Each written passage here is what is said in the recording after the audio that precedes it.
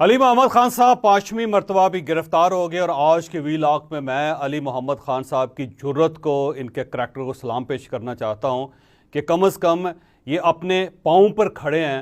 इन्होंने अपनी वफादारी तब्दील नहीं की। हमें इनसे इख्तलाफ हो सकता है लेकिन जो इनका करैक्टर है उसकी तारीफ ना करना ज़्यादती है। हम आज के वीलॉग में थोड़ी सी डिटेल इसकी भी देंगे और इसके साथ साथ सुप्रीम कोर्ट ऑफ पाकिस्तान में कल पनामा लीक्स पे एक हियरिंग हुई जिसमें दो मोअज़्ज़ज़ जज साहबान ने कुछ रिमार्क्स दिए और वो रिमार्क्स बड़े शानदार हैं। उसमें जस्टिस तारक मसूद साहब का ये कहना था कि यूँ महसूस होता है कि पनामा सिर्फ एक ख़ानदान के लिए था। इसकी डिटेल भी हम आज के वीलॉग में शेयर करेंगे। और सबसे अहम चीज़, मुराद सईद साहब के हवाले से हमने एक वीलॉग किया था जिस पे अब उस वीलॉग का एक छोटा सा टुकड़ा निकाल के उसे सोशल मीडिया पे वायरल किया गया है और उसमें मुझसे पूछा गया है कि ये कमोड के ज़रिए या टूटी के ज़रिए जीपीएस सिस्टम को तब्दील कैसे किया जा सकता है, उसको डॉज कैसे किया जा सकता है। तो हम आज के वीलॉग में आपको वो टेक्निक भी बताएंगे कि जिसके ज़रिए आप टूटी और कमोड के ज़रिए जीपीएस सिस्टम को ब्लफ कर सकते हैं।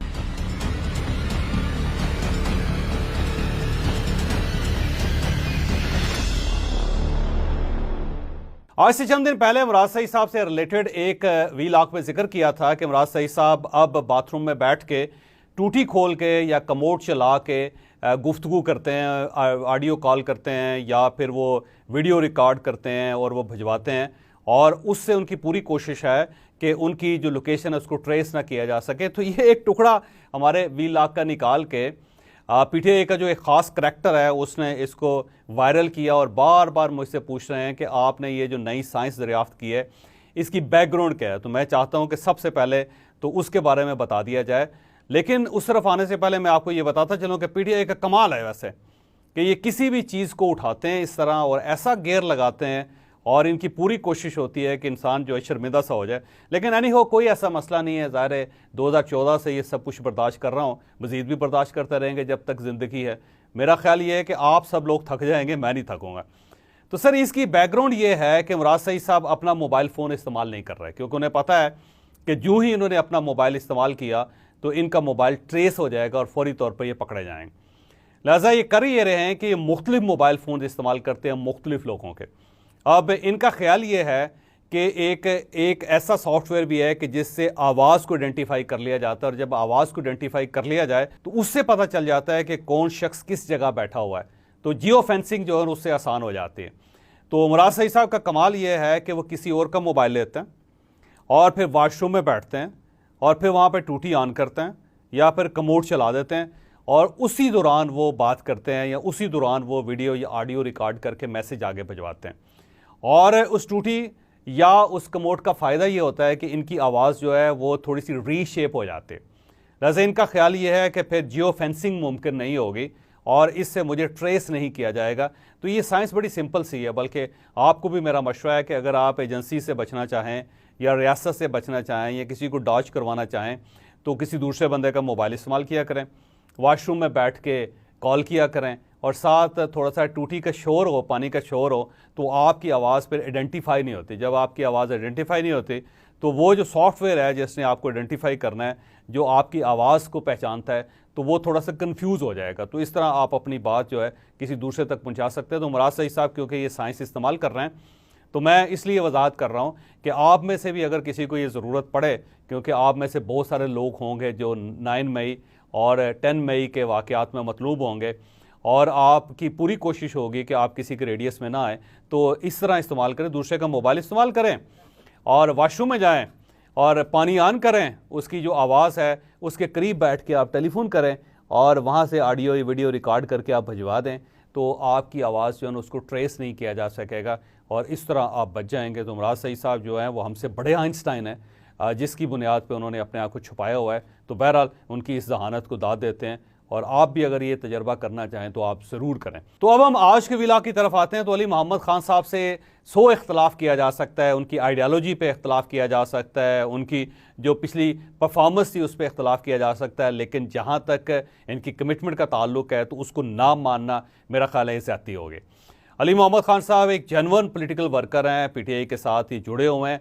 गो इनको कोई ख़ास फ़ायदा नहीं हुआ पिछले 4 सालों में और पार्टी ने इनको हमेशा डिस्टेंस पे रखा, बल्कि मुझे अच्छी तरह याद है कि 2018 में इनको टिकट नहीं दिया जा रहा था, और फिर मैंने इस पर प्रोटेस्ट किया था कि अली मोहम्मद खान साहब को टिकट नहीं दिया जा रहा, तो फिर किसको टिकट दिया जाएगा।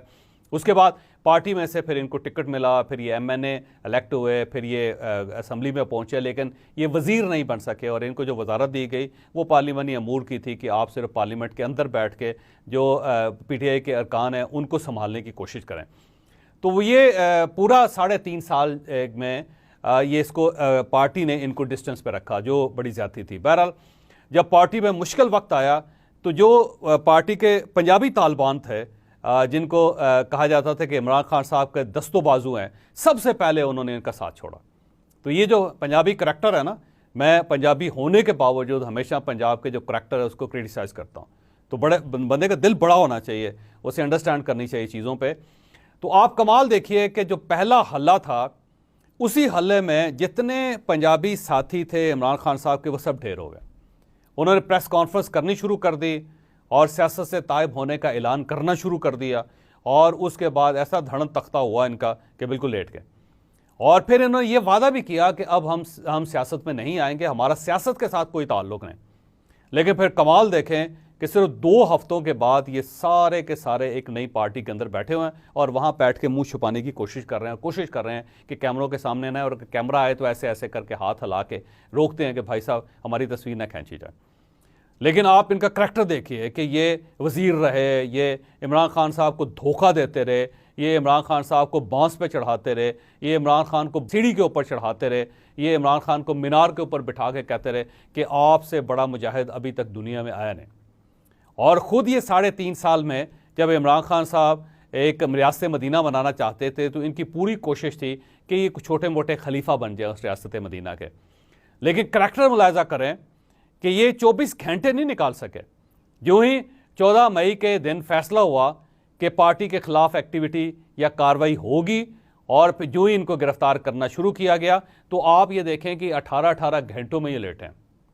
और लेटने के बाद जो इन्होंने प्रेस कॉन्फ्रेंस की, जो इन्होंने मीडिया टॉक की, वो मेरा ख्याल है आई रिवीलिंग थी, आंखें खोलने के लिए काफ़ी थी। लेकिन उसके मुकाबले में खैबर पख्तूनख्वा के जो लोग हैं, मैं इनके करैक्टर को सलाम पेश करता हूँ। इनमें से जो 99% लोग हैं वो अभी तक अपने मौक़िफ़ पे खड़े हैं। उन्होंने इमरान खान के ख़िलाफ़ प्रेस कॉन्फ्रेंस नहीं की सिवाय परवेज़ खटक साहब के। और फिर सिंध के अंदर भी जो लोग हैं उन्होंने भी करैक्टर का मुजाहरा किया, और थोड़े से जो लोग बलूचिस्तान के अंदर उन्होंने करैक्टर का मुजाहरा किया। लेकिन जो इमरान खान साहब के पंजाबी साथी थे, सबसे पहले उन्होंने इनका साथ छोड़ा। और जो खैबर पख्तूनख्वा के लोग हैं जो पार्टी का हिस्सा हैं, उनमें से अली मोहम्मद खान साहब को मैं दाद भी देता हूँ और इनके करैक्टर को सलाम भी पेश करता हूँ। इसमें कोई शक नहीं कि एक मुश्किल वक्त है इस वक्त, लेकिन अली मोहम्मद खान 5वीं मरतबा गिरफ्तार हुआ, लेकिन उसने अभी तक प्रेस कॉन्फ्रेंस नहीं की। तो मेरा ख्याल ये है कि अली मोहम्मद खान की मिसाल से दूसरे लोगों को सबक लेना चाहिए। देखें, हो सकता है आप गलती पे हों, लेकिन गलती पे भी करैक्टर का मुजाहरा करना ज़रूरी है। अगर आपने पार्टी छोड़नी है तो किसी अच्छे वक्त में छोड़ें। जब पार्टी के ऊपर बुरा वक्त आ गया है तो आप पार्टी को सलाम करके और गायब हो गए, और फिर आपने इमरान खान का टेलीफोन सुनना भी गवारा नहीं किया। अब इमरान खान साहब फ़ोन करते रहते हैं, इनका कोई फ़ोन नहीं सुनता। तो मैं इस एक जो बैड करैक्टर है इसको मैं हज़म करने के लिए तैयार नहीं। मुझे समझ नहीं आ रही कि इस पर क्या कहा जाए। कि आप देखें, आपने 24 घंटों में अपना रुख बदल लिया, अपना किबला ही तब्दील कर लिया। और वो लीडर जिसके ऊपर आप जान देना चाहते थे, जिसके लिए आप अपनी पलकें बिछाते थे, जिनके लिए आप ये कहते थे कि हम सड़क के ऊपर लेट जाते हैं, इमरान खान साहब ऊपर से गुजर जाएं, जिनको आप ये कहते थे कि पिछले कुछ 1300 साल के बाद आलम इस्लाम के अंदर एक बड़ा लीडर पैदा हुआ है और ये जो लीडर है इसके अंदर कैपेसिटी है कि ये पूरी दुनिया को लीड कर सके। और ये कहते थे कि जनाब जब ये डोनाल्ड ट्रंप से मिलने के लिए गए तो ऐसा महसूस होता था कि इमरान खान लीडर है और वो प्राइम मिनिस्टर है या प्रेसिडेंट है और वो एक छोटा सा मिनिस्टर है इनके सामने। और ये कहा जाता था कि खान साहब से ज़्यादा बेहतर पूरी दुनिया को कोई नहीं जानता, और हमेशा खान के नारे